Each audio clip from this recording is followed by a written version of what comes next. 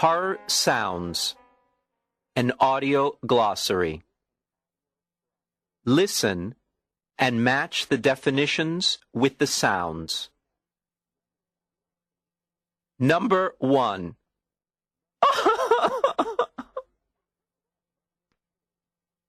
Number 2. Ah! Number 3.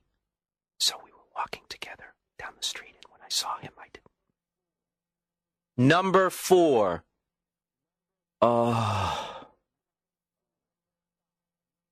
Number 5.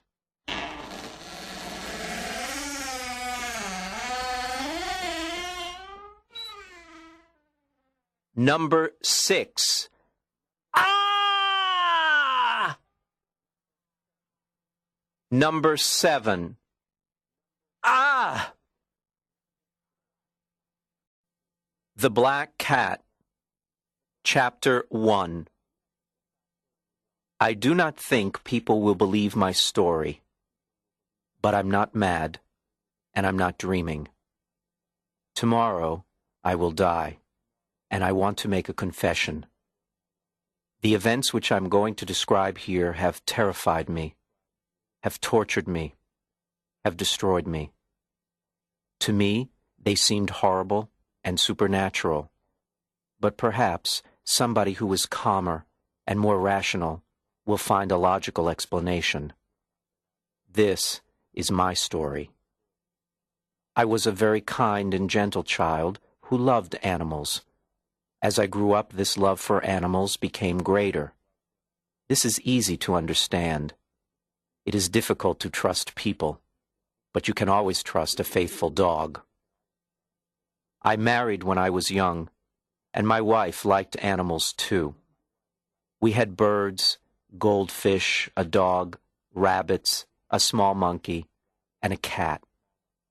This cat was quite large, beautiful, completely black, and extremely intelligent. In fact, my wife sometimes said that our cat was probably a witch in disguise. She was not really serious about this, and I mention it now only because by chance I remember it.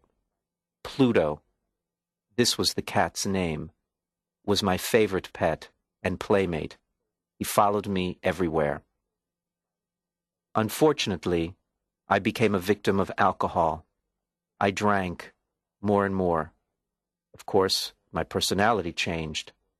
I became moody and irritable with my wife and pets. At the beginning, though, I respected Pluto and never hurt him. But one night, I returned home very intoxicated. I thought that Pluto was avoiding me. I held him violently, and in his fright the cat bit my hand. I became furious. I was possessed by a demon. I caught the cat again. Then I took a pocket knife from my pocket, opened it, and cut out his eye. I blush, I burn, while I now write these facts. The next day I felt horror for my action, but I continued to drink, and wine made me forget the horrible thing I had done. The cat got better. The empty eye socket was frightening, but the cat was no longer in pain.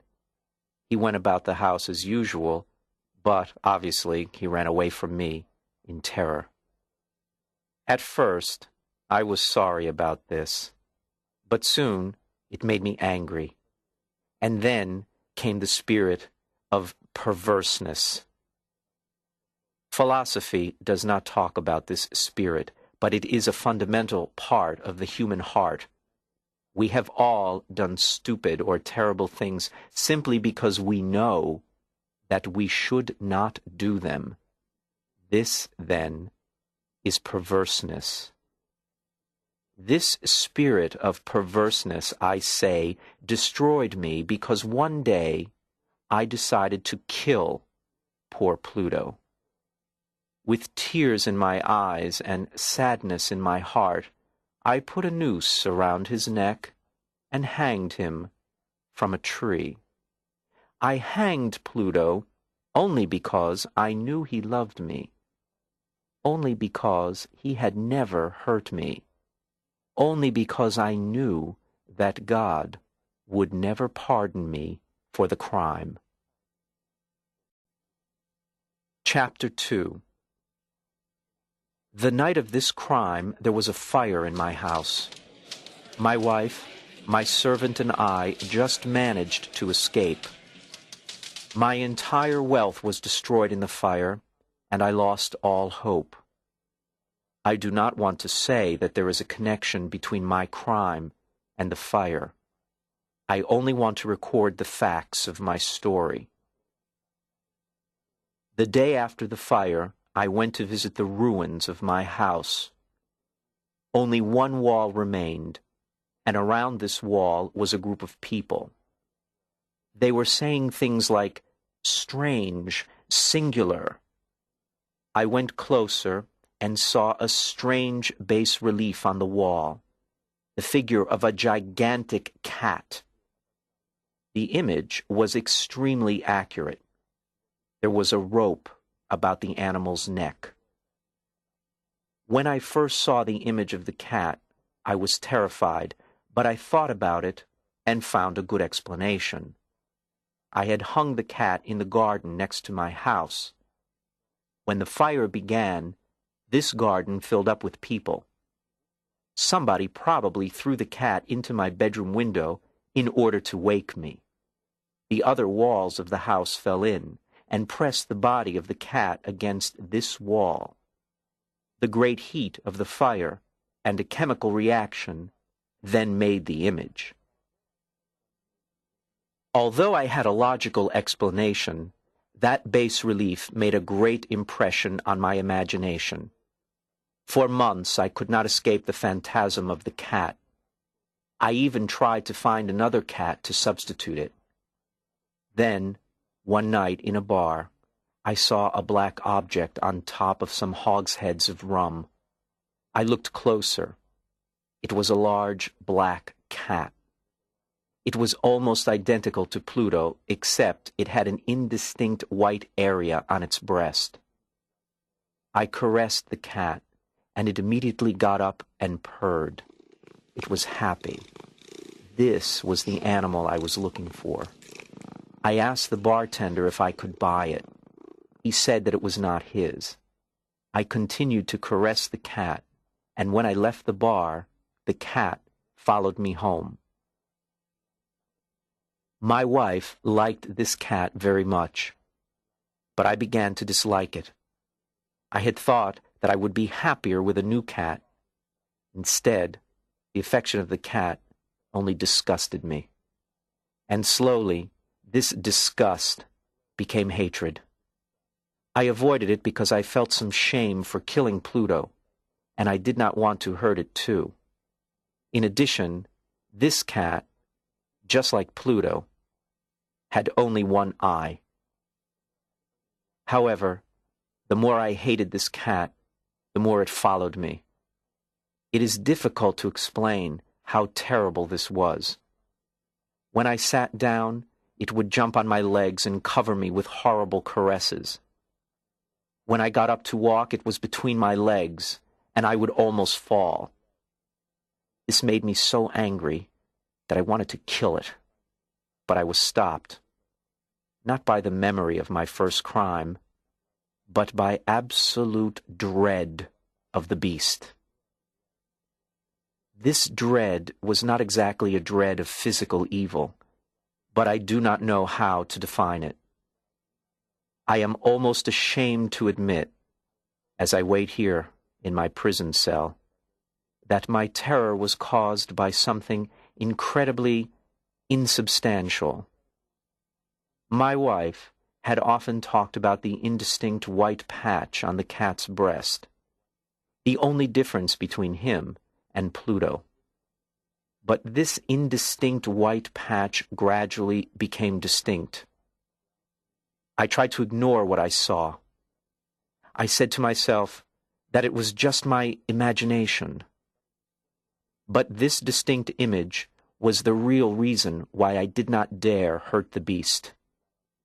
It was an image that I feared. It was the image of the gallows, that terrible instrument of horror and of crime, of agony and of death. Chapter 3. Oh, how I suffered! You cannot imagine. I had killed a brute beast, and now another brute beast was destroying me. Day or night, I could not rest. During the day, the creature never left me alone, and at night I woke up hourly from terrible dreams with that thing on my face. It was a living nightmare, always there in my heart. All my good thoughts had gone. Evil thoughts filled my brain. I began to hate all things and all mankind. My wife, I am sorry to say, suffered the most. One day, we had to go down into the cellar. The cat went between my legs. I almost fell. I became furious. I grabbed an axe and tried to kill the animal, but my wife blocked my arm. This made me even more furious, and I lifted the axe again and buried it in her brain.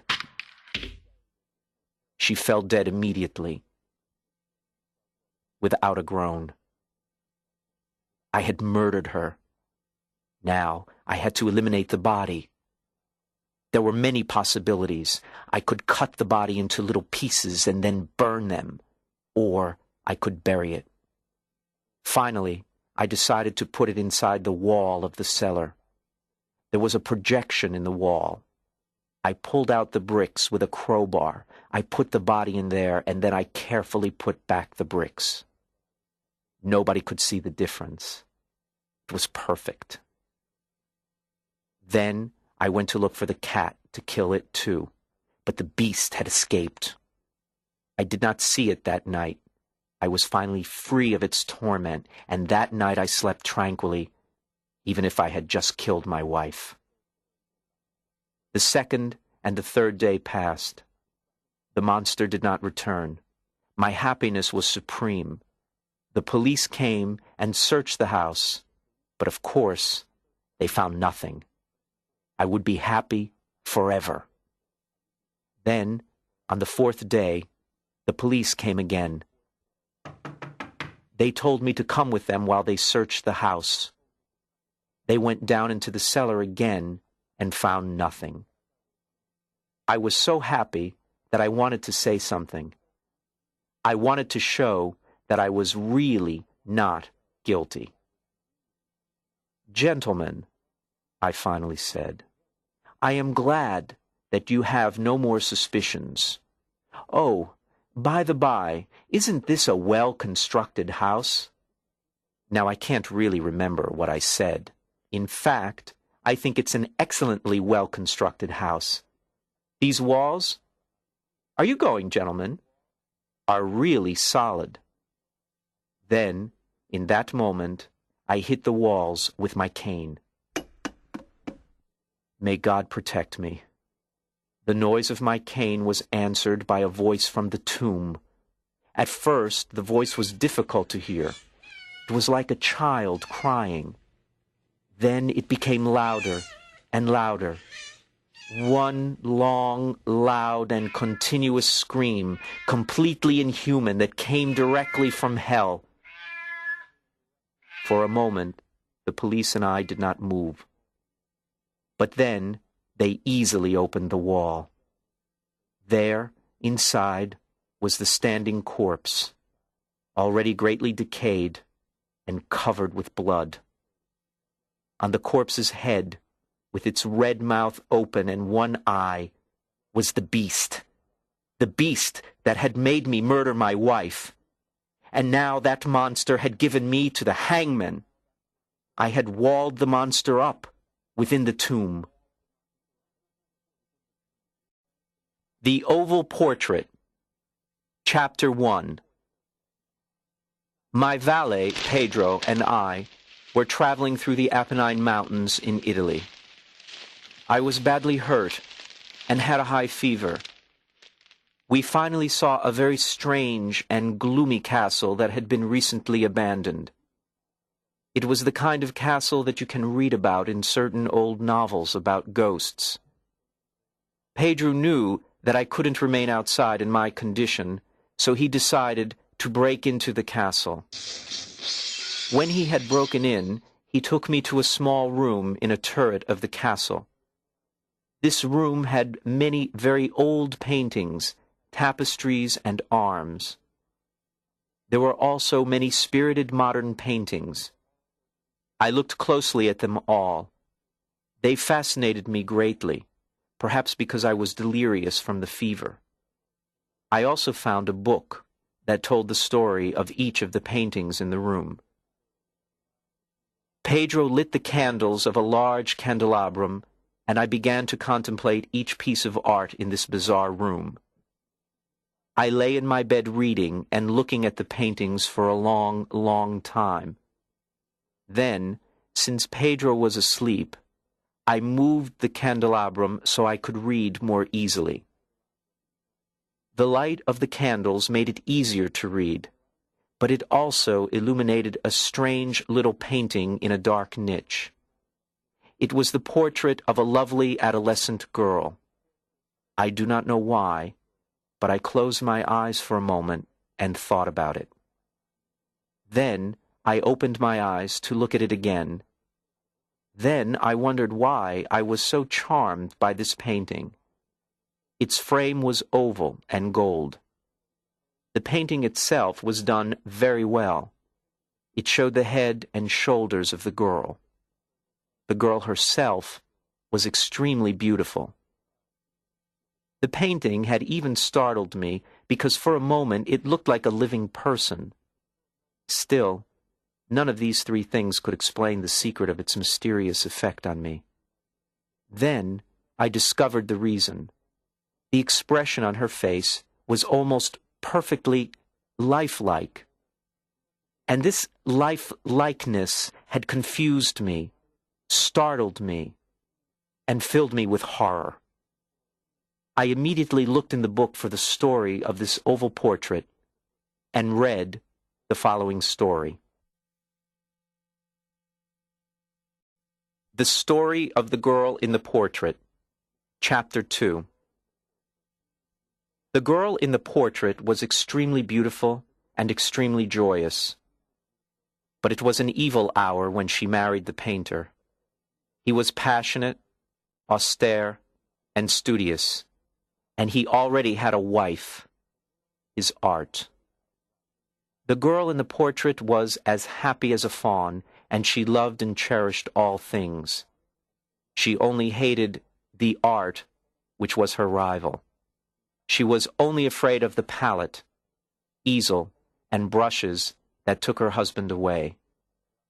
It was therefore a terrible thing for her when her husband asked her to pose for a painting. She was very humble and obedient, and she agreed to pose. She posed for this portrait in a cold, unhealthy room of a turret of the castle. The only light in the room came from a small window in the ceiling. The artist worked with energy and only thought of his work. He became obsessed with capturing every shade and color of life on his young wife's face. Since the room where she was sitting was cold and damp, she got more and more ill. Still, her husband did not notice.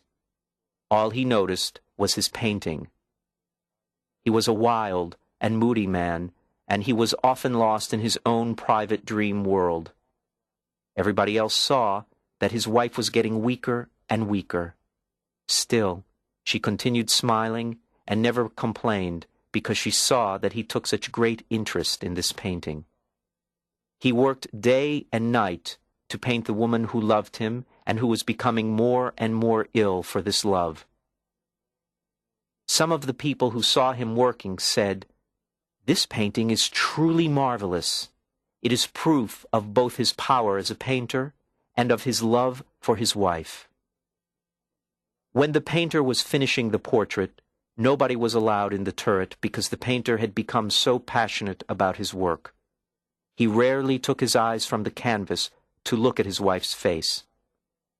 In fact, he had become so obsessed with his work that he did not notice that as he put red and pink on the canvas, red and pink left his young wife's cheeks.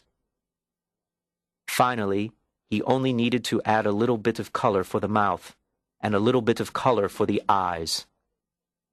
The living color of his wife's face shone again for a moment, and then went out like a lamp.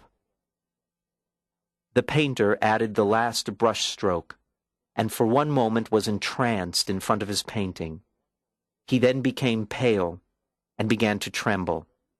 He then cried loudly, "This is indeed life itself!" Then he looked suddenly at his wife. She was dead. The Telltale Heart. Chapter 1. True. Nervous. Very, very terribly nervous I was, and I am. But why, will you say, that I am mad? The disease made my senses extremely acute. It did not destroy them. My sense of hearing was very good. I heard all things in heaven and on earth. I also heard things in hell. Why, then, am I mad? Listen how healthily I can tell my story. I cannot say how I first got the idea, but once I had it, this idea never left my brain, day or night. There was no reason for this idea. There was no passion. I loved the old man. He had never done anything wrong to me. I did not want his gold. I think it was his eye. Yes, it was this. One of them looked like a vulture's eye, a pale blue eye with a film over it. When this eye looked at me, my blood became cold, and so, gradually, very gradually, I decided to kill the old man and eliminate that eye forever. Well, now you think I am mad. But madmen don't know anything. You should have seen me. I did everything so carefully, so intelligently. I was never kinder to the old man than during the whole week before I killed him. And every night, about midnight, I opened his door, slowly, very, very slowly. I opened just enough for my head. Then I put in a lantern, all closed so that no light came out. And then I put in my head. It was really fantastic how I did this. You would have laughed to see how slowly and intelligently I put my head in his room so that I would not wake him. It took me a whole hour to put my head into his room. Could a madman be so careful? When my head was in his room, I opened the lantern, and its light fell on his vulture eye. I did this same thing for 7 nights, but each night his eye was closed, so I could not do my work. The old man did not bother me. His evil eye bothered me. Chapter 2. Every morning I walked happily into his room. I asked him if he had slept well. I talked to him like a friend, so you can see that he had to be a very wise man to suspect that every night, just at 12, I looked at him while he slept. The 8th night I was more careful than usual when I opened the door. A watch's minute hand moves more quickly than my hand moved. That night I was stronger and more intelligent than I had ever been. I laughed quietly, and perhaps the old man heard me because he moved. You probably think that I pulled my head back, but no. His room was completely dark, and I knew that he could not see me. I kept pushing my head in. I had my head in and was about to open the lantern when the man jumped up and shouted, "Who's there?" I did not move and said nothing. For a whole hour I did not move a muscle, and I did not hear him lie down again. He was listening. Then I heard him groan, and I knew it was the groan of mortal terror. It was not a groan of sadness or pain. Oh no, it comes from a horrible feeling at the bottom of your soul. I knew that feeling well. I had that same feeling every night around midnight when I looked at the old man sleeping. I felt sorry for him, but I had to laugh, too. His fear was growing bigger. He tried to convince himself that the noise came from his imagination. He said to himself, "It's just the wind. It's only a mouse running across the floor." Yes, he tried to comfort himself, but he found it all in vain. All in vain, because death's shadow already covered the old man, and it was death's invisible shadow that made him feel the presence of my head in the room. After I had waited for a long time, I decided to open the lantern a little tiny bit, so I opened it, you cannot imagine how carefully, until a single ray of light, like the thread of a spider, shot out from the lantern and onto the vulture eye. His eye was open, wide open, and I became furious as I looked at it. I saw it perfectly, all pale blue, and with the disgusting film over it that made my bones cold. But I could see nothing else of the old man's face or body. I had, by instinct, directed the light right on that horrible spot. Now I could hear a low sound, like the sound of a watch enveloped in cotton. I told you before I was not mad, but my senses were very acute. I knew that sound well, too. It was the beating of the old man's heart. It made me more furious, just like the beating of a drum that stimulates a soldier's courage. But I did not move. I hardly breathed. I held the light on the eye, and the beating of the heart increased. It became quicker and quicker, and louder and louder.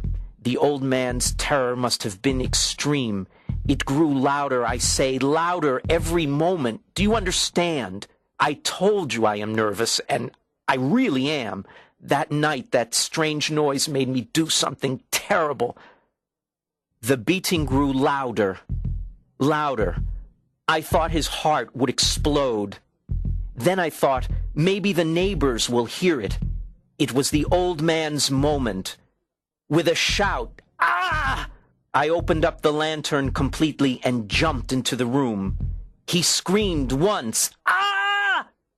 Once only.